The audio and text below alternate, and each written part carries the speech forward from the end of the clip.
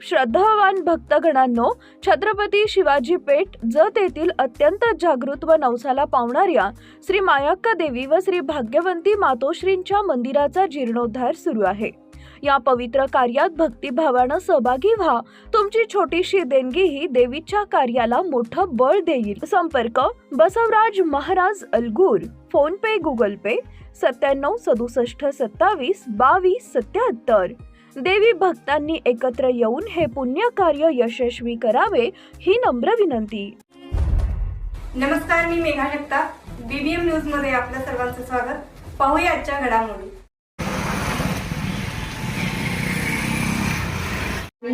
मतदान करून आम्हाला प्रतिसाद द्यायचा आहे व आपली सेवा करण्याची संधी आम्हाला द्यायची आहे। परत एकदा मी सांगू इच्छिते, आपल्या महिलांच्या मूलभूत गरजा कोणत्या?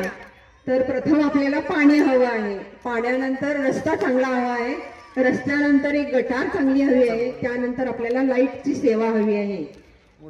विकास पुत्र माननीय गोपीचंद पडळकर साहेबांच्या माध्यमातून माता भगिनींच्या सुखासाठी त्यांनी 24 तास पाण्याची सेवा, सध्या पाणी घरोघरी पोहोचवण्याचं काम 80% पूर्ण झालेलं आहे। समोर बसलेल्या माझ्या माता भगिनींना सगळ्यांना माहीत आहे, गल्लोगल्ली पाईपलाईनचं काम झाले, त्याला कनेक्शन जोडण्याचं काम सुरू आहे। मला वाटतं एक 4 महिन्यात माझ्या माता भगिनींना 24 तास पाणी पुरवणार आहे। त्यानंतर तुम्हाला गटार म्हटले तर प्रत्येक प्रभाग किंवा गावाच्या सर्व भविष्याचा विचार करून माननीय गोपीचंद पडळकर साहेबांनी ड्रेनेज गटाराची मोहीम राबवण्यात येणार आहे। त्यानंतर प्रत्येक प्रभागामधून रस्त्याचं काम पूर्ण करणार आहेत। त्यासाठी असा विकास पुत्र आपल्याला तालुक्याच्या माध्यमातून लाभलेला आहे। त्यासाठी त्यांचा आम्ही उमेदवार व एक नगराध्यक्षपद उभा आहे, त्यासाठी प्रथमी आम्हाला साथ द्यायचे आणि सेवा करण्याची संधी द्यायची। मला एक विशेष सांगायचं आहे, जेव्हा 2013-14 जतची पहिली नगरपालिका, त्या नगरपालिकेमध्ये प्रभाग माझा 8च होता। त्यामधून तुम्ही सर्वांनी तेव्हा मला भरपूर साथ दिली व भरघोस मताने मला निवडून दिलं आणि नगरपालिकेत जाण्याची संधी दिली, त्याबद्दल मी तुमचे प्रथम आभार मानते। त्यामध्ये असं झाला, प्रभाग 8 हा इतका मोठा भाग आहे आणि ह्या भागामध्ये वाड्या वस्त्या भरपूर आहेत।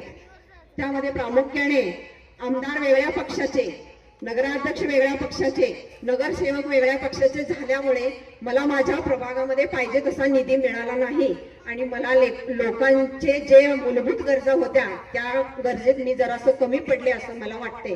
त्यामध्ये प्रामुख्याने माझा अजेंडा होता, माझ्या माता भगिनींना कॉलनीत इतका त्रास व्हायचा चिखलाचा किंवा पाण्याचा, सगळ्याच्या त्रासापासून मुक्त होण्यासाठी माझा प्रथम अजेंडा होता बचत भवन ते ईदगाह मैदान 1 किलोमीटरचा रस्ता डांबरीकरण करण्याचा माझा अजेंडा होता। त्यामध्ये मला सगळ्यांशी भांडण करून झगडून मी 1,20,00,000चा निधी मिळवला आणि त्यात मी 1 किलोमीटरचा डांबरीकरण रस्ता बचत भवन ते ईदगाह मैदान या रस्त्याचं काम मी करून घेतलं।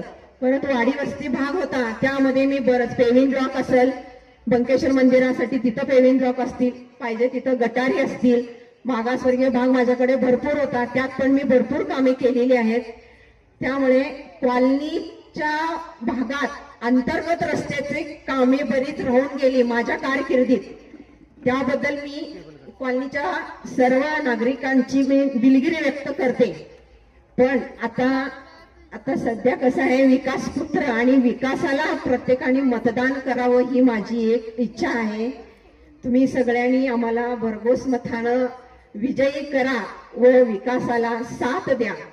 आमचं चिन्ह आहे कमळ, कमळाच्या चिन्हावर शिक्का मारून परत एकदा मी सांगते, आम्हाला विजयी करा।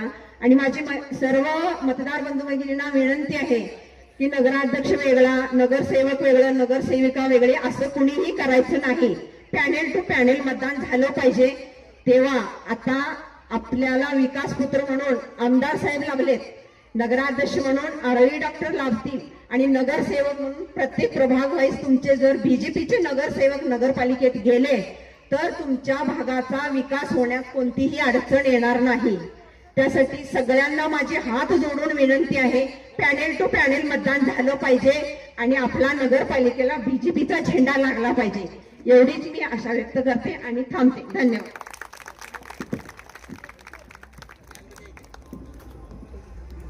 8 नंबर प्रभागाचे पुरुष उमेदवार भारतीय जनता पार्टीचे श्री रवी मानवर यांना मी विनंती करते की त्यांनी त्यांचे मनोगत व्यक्त करावे.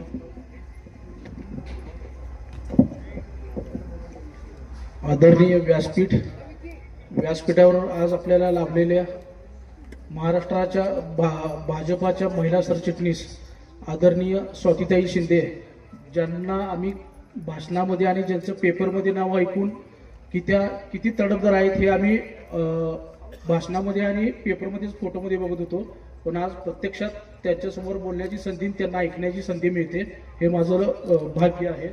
व्यासपीठावर असलेले पतंगे साहेब असतील, पापाजी कुंभार असतील, आमच्या कुंभार मॅडम, मार्गदर्शक तेली मॅडम, हिट्टी मॅडम आणि माझे परममित्र अतुलजी मोरे, आणि सर्वप्रथम हे मी बोलण्याचं धाडस करतोय ह्या स्टेजवर येऊन, जे माझ्यावरती संस्कार आणि जे आज बोलण्यासाठी लायक मी समजतो की झालोय, ते माझ्या समोर बसलेले जे माझे सगळे गुरुवरी आहेत, आदरणीय मेत्रे सर असतील, आंगडी सर असतील, आमचे यमगर सर असतील, पांढरे सर असतील, बरेचसे माझे गुरुवरी मॅडम इथं बसलेत की मला ज्यांनी संस्कार, आणि सगळ्यात महत्त्वाचं मला म्हणण्यापेक्षा आज आमची तिसरी पिढी आहे, म्हणजे माझे वडील, मी आणि माझे पुतणे, हे सगळं गुरूंच्या समोर आम्ही संस्कार घेऊन लहानाचं मोठं झालोय. त्यामुळे हे तुमच्यासमोर मी बोलण्याचं धाडस किंवा काही माझ्या ज्या संकल्पना आहेत ते मांडतोय मी, की 2025 नगरपालिका नगर परिषदेमध्ये आम्हाला भाजपतर्फे आमदार गोपीचंद पडळकर आणि डॉक्टर रवींद्र आरळी यांनी जी 8 नंबर वार्डाची जनतेची सेवा करण्यासाठी जी संधी दिली, उमेदवारी जी दिली, त्याबद्दल सर्वप्रथम मी आमदार गोपीचंद पडळकर साहेब आणि डॉक्टर रवींद्र आरळी यांचं मनपूर्वक आणि मनापासून धन्यवाद मानतो की त्यांनी आम्हाला याचं समजलं की बाबा तुम्ही काहीतरी करू शकता. तर सर्वप्रथम मी तुम्हाला सांगतो की मी माझी उमेदवारी कशासाठी मत तुम्हाला मागतोय. माझी उमेदवारी, तर मला 35 वर्ष झालं या वार्डामध्ये राहतोय, विद्यानगरमध्ये राहतोय. तर पूर्वीपासून ह्या वार्डाच्या काय समस्या आहेत आणि काय नाही याची मला जाण आहे. आणि सर्वप्रथम काय आहे मॅडम, आमचा जो हा वार्ड आहे तो सर्व सुशिक्षित वार्ड आहे. शिक्षक, डॉक्टर, इंजिनियर, बिझनेसमॅन हे आहेत. आणि ह्या जत शहरातला सगळ्यात मोठा हायेस्ट टॅक्स पेअर जो नगरपालिकेचा असलेला आणि कंटिन्यू भरणारा जो वर्ग आहे तो सर्व हा माझ्या वार्डामध्ये येतोय. तेवढं सगळं टॅक्स पेअर असून पण आमच्या सर्व नागरिकांना इथल्या सुविधा मिळत नाही. का मिळत नाही तर एक्सटेंड एरिया आहे. आणि पूर्वी काय झालं मॅडम की आमदार कोणत्याही पक्षाचे असायचे, नगर परिषद कुणाच्या ताब्यात असायची, त्याच्यामुळे इथे विकास झाला नाही. तर सर्वप्रथम मी सांगतो, माझी संकल्पना आहे की माझा वार्ड हा मला जत शहरातला स्मार्ट आणि हायटेक असा वार्ड मला करायचा आहे. त्याची सुरुवात मी पहिल्यांदा करतो की मला पूर्ण वार्ड हा सीसीटीव्ही युक्त करायचा आहे. की आजपर्यंत जत शहरातल्या सगळ्यात मोठ्या चोऱ्या दरोडे जे पडतात हे सगळ्या आपल्या एरियात पडतात. महिलांची छेडछाड किंवा मुलीची छेडछाड होऊ नये, कारण सगळ्यात मोठे क्लासेस हे आमच्या एरियात आहेत. त्याच्यामुळं सीसीटीव्ही युक्त वार्ड मला करायचं आहे. त्याच्यानंतर सगळ्यात महत्वाचं की जे 3 वरच्या कॉलनीतले कुंभार ब्लॉकमधले रस्ते राहिलेत, की आमच्या वनकुंद्रे डॉक्टरांच्या बोळातला रस्ता, त्याच्यानंतर साळे गुरुजींच्या रस्त्यातला बोळातला रस्ता आणि जगताप तलाठी अण्णा यांच्या बोळातला रस्ता, हे माझी प्राथमिकता असणार आहे की सर्वप्रथम हे 3 रस्ते आणि गटार ह्या कॉलनीमध्ये करायचे. आणि आमचे गुरुवर्य आंगडी सरांच्या घरासमोरचा एक रस्ता करायचा. हे एक सर्वप्रथम माझी निवडून आल्यानंतर पहिल्या वर्षातली सर्वात पहिलं काम असेल तर हे 3 काम आणि आंगडी सरांचे इथले एक काम हे सर्वप्रथम मला करायचं आहे. त्यामुळे तुम्ही गुरुवर्यांनी मला संधी द्यावी एकदा, आणि तुम्ही संधी का द्या आणि मी का काम करू शकतो. तर आलेले यापूर्वीचे नगरसेवक आले, निवडून गेले, पण तुमचा हक्क अधिकार आहे मला की नाही काम झालं तर कुठेही रस्त्यावर अडवून माझं काम तुम्ही धरू शकता. अरे रवी तू बोलला होतास पण हे काम नाही झालं, तर हा तुमचा हक्क आहे. त्यामुळे मी तुम्हाला शब्द देतो, येणाऱ्या वर्षभरात ह्या कॉलनीमधील जे रस्ते आणि गटर आहेत ते आमदार साहेबांच्या माध्यमातून जे आमदार साहेब निधी आणणार त्यांच्याकडे पाठपुरवठा करून या कॉलनीतील एक शिक्षक कॉलनीतला जो गार्डन आहे तो अंतिम टप्प्यात आल्यात मंजुरीसाठी आलाय. हे वरचे 3 रस्ते आणि सर्वप्रथम एक सांगायचं की यात्रेच्या वेळेला विजू कोळे आणि पडळकर काकाच्या इथल्या रस्त्याचा एक जटिल प्रश्न झाला होता. ते अतिक्रमण पाडून आमदार साहेबांनी शब्द दिला होता की ते गटर मी मंजूर करून देतो. तर या निवडणुकीपूर्वीच आमदार साहेबांनी तो रस्ता आणि गटर तिथला मंजूर केलाय. त्याच्यासाठी 2,80,000 मंजूर झालेत आणि त्याच्यानंतर इथं सरगरांचं घर ते मार्तंड बंगला मदने साहेबांच्या घरापासून पत्रकार नगरपर्यंत गटर 3,80,000ची आमदार साहेबांनी या महिनाभरापूर्वी मंजूर केलेली आहे. पण आचारसंहितेमध्ये ते काम करता येत नसल्यामुळे ते काम थांबलेलं आहे. ते निवडणूक झाल्या काम होते. तर माझी तुम्हाला सर्वांना हीच संधी आहे किंवा माझं तुम्हाला सर्वांना हे सांगणं आहे की आमच्याकडे बघून जरी नसलं तरी निदान जे विकासपुत्र आमदार आहेत गोपीचंद पडळकर साहेब यांच्यावरती विश्वास ठेवा. कारण आमदार साहेबांनी आता आज बरोबर ह्याच दिवशी आमदार साहेबांचा निकाल लागला. जे आपण सर्व जत तालुक्याच्या जनतेने त्यांना 40,000 निवडून दिलं. पण आपलं मत कुठेही असं वाटत नाही की बाबा आपलं मत आमदार साहेबांनी दिलं ते मत कुठेही वाया गेलं नाही. कारण ह्या 12 महिन्यात आमदार साहेबांनी एवढा मोठा विकासाचा डोंगर जत तालुक्यामध्ये उभा केलाय. त्यामुळेच मी तुम्हाला शब्द देतोय की तुम्हाला जे आमच्या दोघांना आरे डॉक्टरांना मत दिलंय ते मत कुठेही वाया गेलं नाही असं तुम्हाला कधीही पश्चाताप वाटणार नाही. एवढा आम्ही वार्डाचा विकास करू. फक्त आम्हाला एकदा संधी द्या. डॉक्टर रवींद्र आरळी, शारदाताई आणि मला एकदा निवडून देण्याची संधी द्यावी एवढी विनंती करतो आणि थांबतो. जय हिंद, जय महाराष्ट्र.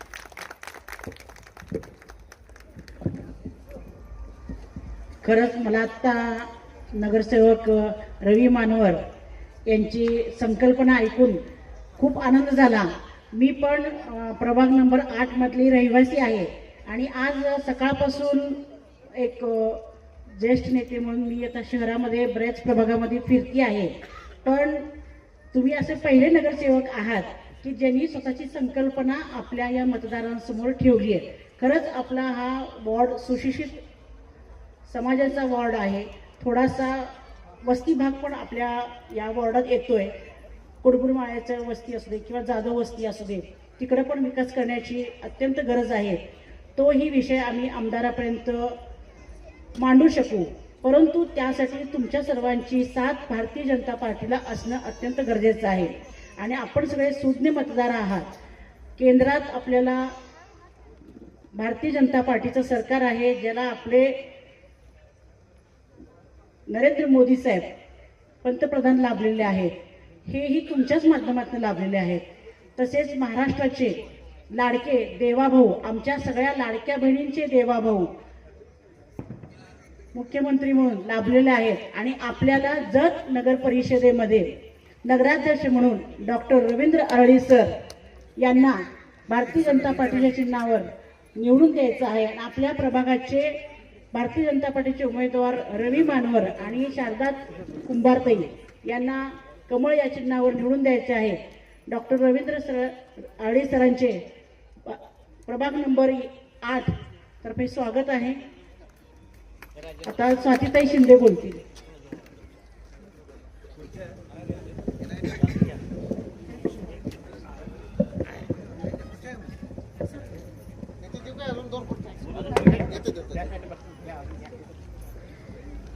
हिंदवी स्वराज्य संस्थापक महाराष्ट्राचा आराध्य दैवत छत्रपती शिवाजी महाराजांना आजच्या या कार्यक्रमाच्या निवडणुकीच्या प्रचाराच्या निमित्तानं या शिक्षक कॉलनीमधून आपल्या सगळ्यांच्या वतीने सर्वप्रथम विनम्र अभिवादन करते. मला तुमचा परिसर खूपच आवडला. इतके सुंदर बंगले या भागामध्ये आहे. मी आत्ताच तेलीताईंना विचारलं, जत म्हणत होते पण मला तर वाटतं की पुण्या मुंबईलाच फिरतोय की काय. आताच मी गाडीतून विषय काढला. पण रस्त्यातून उतरले गाडीतून आणि येताना जरा खड्ड्यात रस्ता का रस्त्यात खड्डा कळत नव्हता. उत्तर ताईंनी सांगितलेलंच आहे. आता ताईंनी सांगितलं, भाऊनी सांगितलं. आताच रवींद्र भाऊ बोलत होते की माझे शिक्षक हे आहेत, माझे शिक्षक ते आहेत. आमच्या 3-3 पिढ्या या शिक्षकांच्या मार्गदर्शनाखाली शिकल्या. परंतु मला तुम्हाला सांगायचं आहे, या समाजाला घडवण्याचं काम कोण करतं तर शिक्षक. मार्गदर्शन करण्याचं काम कोण करतं तर शिक्षक. या समाजाचा शिल्पकार कोण असेल तर तो म्हणजे शिक्षक. म्हणून तुम्हा सर्व शिक्षकांना भारतीय जनता पार्टीच्या वतीनं विनम्र असं अभिवादन करते, नमन करते. आजच्या या प्रचाराच्या निमित्तानं आजच मी वेगवेगळ्या ठिकाणी फिरत होते. हा प्रभाग क्रमांक 8 आणि इथं उभारलेले आमचे रवींद्र भाऊ आणि आमच्या शारदाताई. शारदाताई, तुम्हीही बोलला, पण बोलता बोलता म्हटलात तुम्ही की माझ्याकडनं काही कामं राहिली. अहो, राजकारणात खरं तर बोलावं लागतं. काही जण खोटं दाबून बोलतात, पण तुम्ही मान्य केलं की तुमच्याकडनं राहिली काहीतरी आणि मला करायचं आहे. हे सुद्धा मोठं आहे आणि त्यासाठी तुम्हाला सगळ्यांना विनंती करते की या दोघांनी जे विजन दाखवलेलं आहे ते फार वेगळं आहे. आताच या ठिकाणी डॉक्टर रवींद्र आरळी सर या ठिकाणी नगराध्यक्षाचे उमेदवार आहेत. एक सुशिक्षित, समाजाची जाण असणारा, प्रश्नाची जाण असणारा एक उमेदवार भारतीय जनता पार्टीने दिलेले. भारतीय जनता पार्टीचा प्रचार करत असताना मी ठिकठिकाणी हेच सांगते की आपल्या देशाचे पंतप्रधान नरेंद्र मोदी साहेब कुठल्या विचारावर कार्य करतो आम्ही? सबका साथ, सबका विकास, सबका प्रयास आणि सबका विश्वास, हे 4 शब्द फार महत्वाचे आहेत. आणि ह्याच धर्तीवर काम करत असताना केंद्रामध्ये मोदी साहेब आणि महाराष्ट्रामध्ये देवेंद्र फडणवीस साहेब यांच्या नेतृत्वाखाली भारतीय जनता पार्टी काम करते आहे. सगळीकडे नगरपालिका, नगर परिषद, नगर पंचायतीच्या निवडणुका लागल्या. मला सांगायला आनंद होतो की आजच भारतीय जनता पार्टीचा डंका संपूर्ण महाराष्ट्रात चाललेला आहे. कारण 100हून अधिक उमेदवार हे बिनविरोध निवडून आलेले आहे आणि 4 नगराध्यक्ष आपले निवडून आलेले आहे. आज प्रचार करत असताना रवींद्र भाऊंचं मी ऐकत होते. सगळे सुशिक्षित लोक आहेत, टॅक्स पेअर आहेत, परंतु या ठिकाणी जितका विकास व्हायचा होता तितका विकास होत नाही, झालेला नाही. कसं असतं, सुशिक्षित लोक असते ना, भांडायला तयार होत नाही, जास्त भांडत नाही, त्यामुळे कायम दुर्लक्षित राहतात. मला सांगायचं आहे, कारण का मीही नगरसेवका म्हणून काम केलेलं आहे. 2 वेळा सांगलीमध्ये नगरसेविका म्हणून काम करत असताना हेच मी बघितलेलं आहे. परंतु रवींद्र भाऊंनी तुमच्या समोर तुमचा विकास आराखडा ठेवलेला आहे. शारदाताईंनी तुम्हाला शब्द दिलेला आहे की येणाऱ्या काळामध्ये हे काम मी पूर्ण करेन. आत्ताच मी विचारलं की पाण्याची काय गोष्ट हो, म्हणाले पूर्वी 9 दिवस इकडे पाणीच येत नव्हतं. 9 दिवस, विचार करा, 9 दिवस. परंतु जेव्हा तुम्ही आमदार गोपीचंद पडळकरांना निवडून आणलं, निवडणुकीच्या अगोदरच त्यांनी प्रस्ताव दिलेला होता, 1-2 कोटीचा नाही, 78 कोटीचा. विचार करा, देशाला स्वातंत्र्य होऊन 78 वर्ष होत आलेली आहे, तरी पण आपण काय मागतो? आम्हाला पाणी द्या, पाणी द्या, पाणी द्या.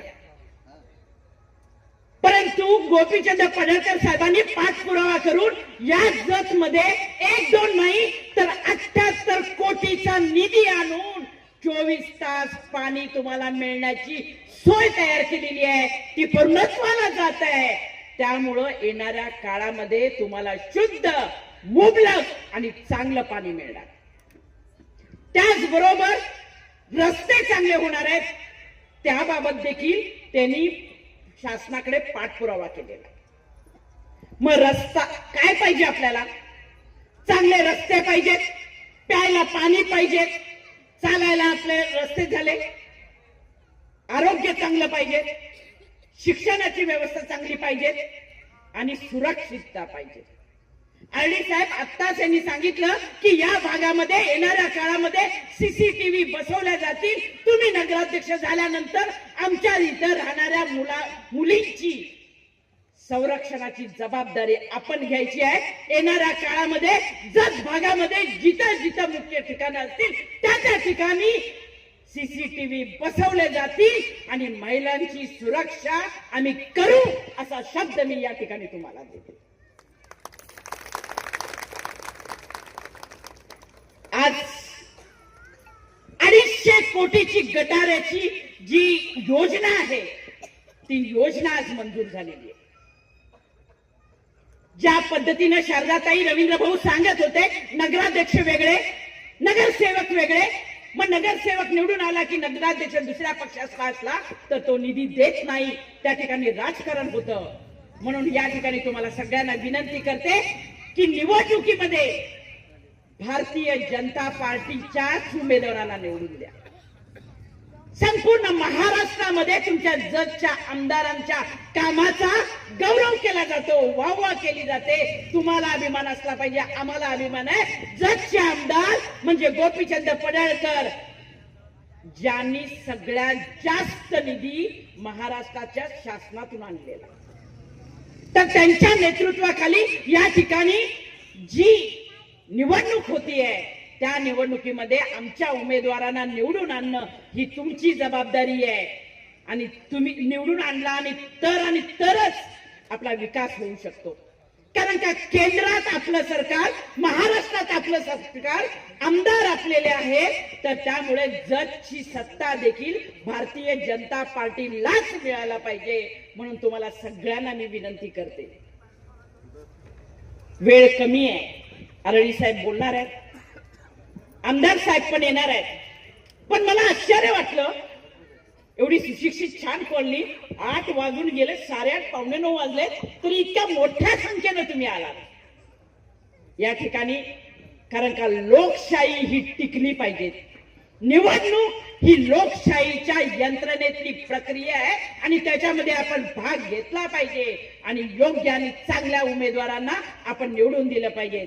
त्यामुळं आपल्या सगळ्यांची या निमित्तानं भेट होत असताना पुन्हा एकदा कळकळीची विनंती करते आणि 2 तारखेला ज्या वेळेला मतदान असेल तेव्हा लक्षात ठेवा, कमळ हे यांचं चिन्ह आहे आणि या भागातून रवींद्र भाऊ आणि शारदाताई, त्याचबरोबर नगराध्यक्ष म्हणून डॉक्टर रवींद्र आरळी हेच निवडून गेले पाहिजेत आणि पुन्हा रवींद्र भाऊ सत्काराचा कार्यक्रम याच ठिकाणी यांच्याच साक्षीनं झाला पाहिजे. पण मला बोलवायला विसरू नका, कारण का निवडणूक झाल्यानंतर कोण बोलवत नाही, तो असा अनुभव असतो. आज त्यानिमित्तानं तुम्हाला सगळ्यांना भेटून आनंद होतोय. या दोघांना शुभेच्छा देते आणि आपल्या सगळ्यांना देखील आपल्या पुढच्या आयुष्यासाठी, भविष्यासाठी शुभेच्छा देऊन माझे 2 शब्द पूर्ण करते. जय हिंद, जय महाराष्ट्र. ज्या आपल्या प्रभावी वक्तव्य केलं ते आपले महाराष्ट्राचे महिला आघाडीचे सरचिटणीस मॅडम स्वाती मॅडम, उपस्थित व्यासपीठावरील सर्वजण, आपण सर्व मतदार बंधू भगिनींनो, आपल्या या 8 नंबर प्रभागामध्ये 3 उमेदवार उभे आहेत. एक नगराध्यक्ष पदाचा उमेदवार म्हणून मी डॉक्टर रवींद्र शिवशंकर आरळी, नगरसेवक म्हणून आमचे मित्र ते पण रवींद्रच आहेत, रवींद्र मानवर, लोक कौतुकानं म्हणा, लाडानं म्हणा, रवी मानवर म्हणतात. त्यानंतर आपले नगरसेविका म्हणून शारदाताई कुंभार मॅडम, आणि तुम्हाला 3 बटणं दाबायची आहेत आणि तिघांचंही आमचं चिन्ह आहे कमळ. मग कमळ दाबायचं, मग कशासाठी दाबायचं हा एक विषय तुमच्या डोक्यात येईल. एक लक्षात ठेवा की आपल्या घर बांधून होते घर बांधल्यानंतर लाईट इलेक्ट्रिसिटी आपण घेतो MSE कडून. इलेक्ट्रिसिटी आल्यानंतर आपण मीटर बसवतो. मीटर बसवल्यानंतर घरी सॉकेट बसवतो. सॉकेट बसवल्यानंतर त्याच्यावर चार्जर बसवतो. चार्जर लावल्यानंतर त्या चार्जरनं मोबाईल चार्ज करतो आणि मग मोबाईल चार्ज झाल्याशिवाय व्हॉट्सअप, इन्स्टा काही डेव्हलपमेंट आपल्याला काय बघायचं असेल तर मग बघतो आपण. म्हणजे आमची इलेक्ट्रिसिटी म्हणजे आमची जी पॉवर आहे ते माननीय नरेंद्र मोदी साहेब आहेत. भारतीय जनता पार्टीचे पॉवर माननीय नरेंद्र मोदी साहेब आहेत. त्यांचं चिन्ह कमळ. नंतर मीटर सगळं जे फिरवलंय ते जजच्या दिशेनं मीटर फिरलेलं आहे. ते माननीय फडणवीस साहेबांनी फिरवलेलं आहे. त्यांचं चिन्ह कमळ. ते ज्यावेळी विधानसभेच्या निवडणुकीच्या वेळी आले होते त्यावेळी संपूर्ण महाराष्ट्रातील पहिली सभा त्यांनी जतला लावली. त्यावेळी त्यांनी सांगितलं अनुक्रमणे प्रमाण जर 288 हा शेवटचा मतदारसंघ असला तरी माझ्यासाठी हा पहिला मतदारसंघ आहे आणि ते 1 वर्षाच्या कालावधीत त्यांनी सिद्ध करून दाखवलं. आणि आपल्याला जे सॉकेट आहे ते चंद्रकांत दादा आमचे पालकमंत्री, भारतीय जनता पार्टीचे अत्यंत संवेदनशील नेते, ते जिल्हा नियोजन मधनं निधी देतात. म्हणजे केंद्रातून निधी येतो, महाराष्ट्रातून निधी येतो, जिल्हा नियोजन मधून निधी येतो. मग ह्या सॉकेटमध्ये चार्जर बसवण्याचं काम आमचे आमदार साहेब हे भारतीय जनता पार्टीचे धडाडीचे महाराष्ट्राचे नेते आहेत. आणि तो चार्जर त्यांनी बसवला तर त्याच कंपनीचा जर मोबाईल असेल तर तो चार्जर बरोबर लागतो आणि मग मोबाईल चार्ज होतं. तसं त्याच कंपनीचा म्हणजे त्याच पक्षाचा नगराध्यक्ष असेल तर तो नगराध्यक्ष जत शहर पूर्ण चार्ज करू शकतो. हे साधं गणित सगळ्यांना कळलं पाहिजे. हे पडते की नाही एवढं सांगा. पडते की नाही? तुम्ही ऍपल कंपनीचा मोबाईल आहे आपला आणि चार्जर जर दुसऱ्या कंपनीचा असेल किंवा चार्जर ऍपल कंपनीचा आहे आणि मोबाईल आपला कुठला तरी साधा असेल तर चार्जिंग होत नाही. निधी येणार केंद्राकडून, निधी येणार महाराष्ट्राकडून, निधी येणार पालकमंत्र्यांच्याकडून आणि निधी आणण्यासाठी खमके आमदार आपल्याला भेटलेले आहेत. आणि इतका निधी आणतील ते बोलताना सांगतात की मी 1000 कोटीचा निधी आणेन. गेल्या 50 वर्षात निधी आला नाही. एवढा मी निधी आणू शकतो कारण या माणसाची जिद्द आणि तळमळ इतक्या प्रचंड प्रमाणात आहे. ते निधी आणायला कुठंच कमी पडणार नाहीत.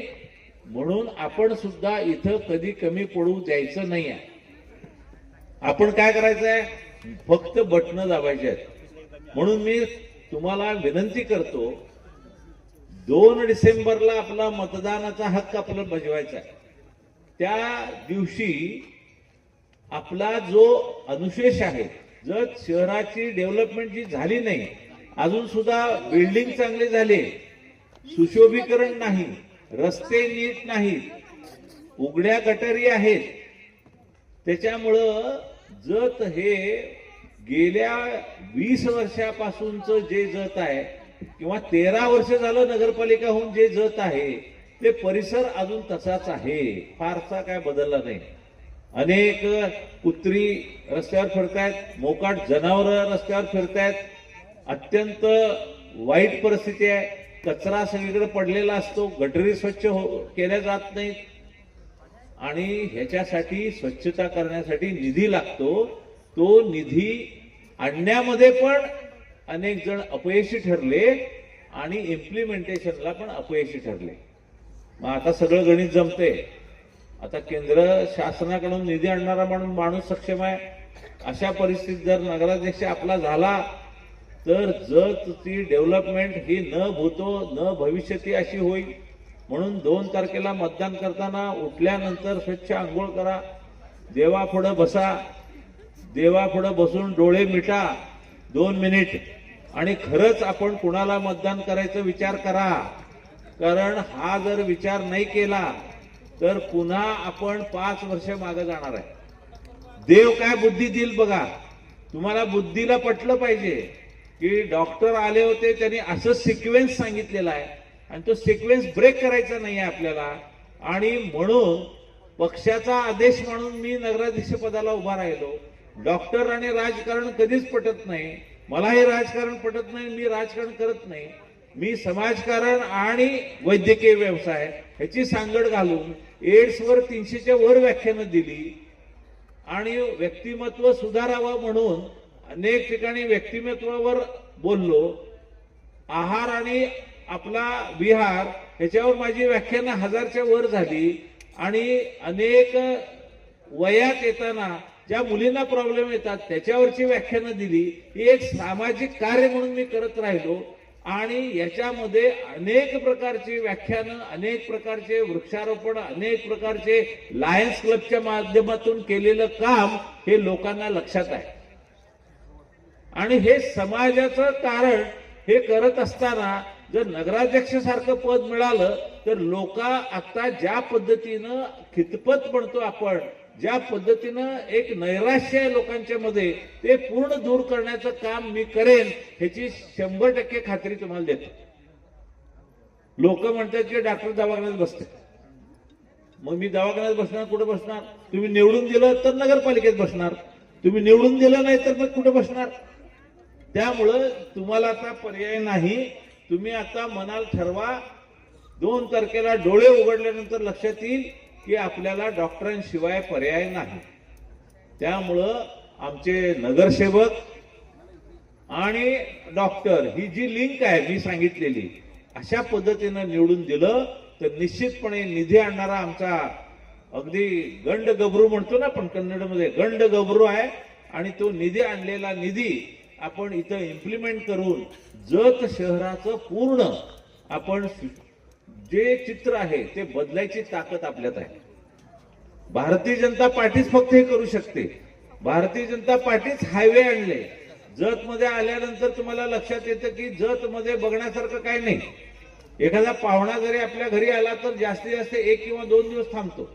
आल्या दिवशी त्याचा उगीच कसं तरी टाइमपास होतो. दुसऱ्या दिवशी तो यल्लम्मा देवीला जातो, अंबाबाई डोंगरावर जातो. त्याचं मग नंतर त्याचं इतकं बोर व्हायला लागतं, तो म्हणतो परत येतो म्हणून परत जातो तिकडं, परत येत नाही तो इकडं. बघण्यासारखं काहीच नाही. म्हणून आमदारांनी इतका फंड आणायचा ते ठरवलं. आता ताईंनी सांगितलं 80 कोटीचा निधी पाण्याच्या योजनेसाठी, रोज पाणी यावं म्हणून, बंदिस्त गटारीसाठी योजना, त्याच्यानंतर प्राणी संग्रहालय असेल, त्याच्यानंतर नगरपालिकेची इमारत असेल, त्याच्यानंतर पंचायत समितीची इमारत असेल, असे अनेक कामं, पुण्यश्लोक अहिल्याबाई होळकरांची इमारत असेल, हे काय म्हणतात त्या स्मारक असेल, त्यानंतर महात्मा बसवेश्वर स्मृती स्मारक समितीला बसवेश्वरांचा पुतळा मंजुरी आणि त्याला दिलेलं काम असू दे, असे अनेक कामं झाले. इतकी कामं झाली की आपल्याला ती रोजच्या आपल्या व्यवहारात नसल्या कारणानं तुम्हाला लक्षात येत नाहीये. त्यामुळं खूप कामं आपली 1 वर्षात, आज बरोबर आमदार साहेबांनी आमदार निवडून दिल्यात बरोबर 1 वर्ष झालं. आज बरोबर 1 वर्ष झालं. मनापासून त्यांचं आपण अभिनंदन करायला पाहिजे. अत्यंत चिकाटीचे, अत्यंत जिद्द असलेले आमदार, कुठल्याही संसारात ते गुरफटलेले नाही आहेत. भारतीय जनता पार्टी हेच त्यांचं संसार, हेच लोकांचं कल्याण करणं, हेच त्यांचं कार्य. अशा झपाटलेला माणूस आपला आमदार म्हणून गाठ पडलेला आहे. आपण ही संधी दवडू नका आणि पुन्हा असं चित्र निर्माण होणं अवघड आहे. हे कार्य तुम्हाला करावं लागेल. हे पुण्याचं काम आहे. मतदान हे सगळ्यात जास्त आपण दान समजतो, हे पुण्याचं काम आहे. त्यामुळं कुणी काय दिलं पैसे किंवा शेजारी आमचा गोरा गोमटा आहे, आपल्या ओळखीचा आहे, हे भानगड करू नका आणि जगच्या विकासाचे तुम्ही साक्षीदार बना, एवढं मी तुम्हाला कळकळीची विनंती करतो. आणि अनेक आणखीन सभा असल्या कारणानं मी थांबतो. जय हिंद, जय महाराष्ट्र. आणि थोड्या वेळात आमदार साहेब येतील आणि त्यांचे पण विचार आपण ऐका. मोठ्या संख्येनं आलात. मला वाटतं इथं हे पण आहे ना? नाही, शेट खूप यायला वेळ आहे, अजून 10 मिनिटं बघतील. लोक म्हणते डॉक्टरलाही बोला आणि मला पडणारी मतं नाही पडते. मग काय लय बोर मारला म्हणून जाऊ दे, होय की नाही? हा? काय मग डेव्हलपमेंट जाऊ दे. आमच्याकडं आम्ही स्त्रीरोग तज्ज्ञ म्हणून माहिती आहे तुम्हाला. आमच्याकडं महिला येतात आणि वजन जास्त वाढलेलं असते आणि आम्हाला सांगतात की वजन वाढले, आम्हाला काय खायचं. मग आम्ही सांगतो की चिरमुरे, उसळी, त्यानंतर काकडी, टोमॅटो, गाजर असं खा. मग ते लगेच म्हणतात जेवायच्या आधी खायचं काय, जेवायचं म्हणतात. मग आम्ही म्हणतो हे जेवायच्या ऐवजी खायचं. काही महिला ताई येतात म्हणतात की मला शुगर झालेला, काय पथ्य पाणी करायचं. मग आम्ही सांगतो हे बघा, शुगर झालं तर ताटामध्ये जे पांढरं असते ते वरचं करा, पांढरं असेल तर त्यामध्ये शुगर जास्त असतं, रंगीत खावा म्हणजे तुमचं शुगर आटोक्यात येईल. मग पांढरं म्हणजे काय, साय असते, तूप असतं, लोणी असतं, भाकरी असते, भात असतो, हे सगळं पांढरं आहे ना. आणि साखर असते, हे सगळं पांढरं. जे पांढरं असतं त्यात शुगर जास्त. बातमी आणि जाहिरातीसाठी आमच्या चॅनलला लाईक आणि सबस्क्राईब करा. धन्यवाद.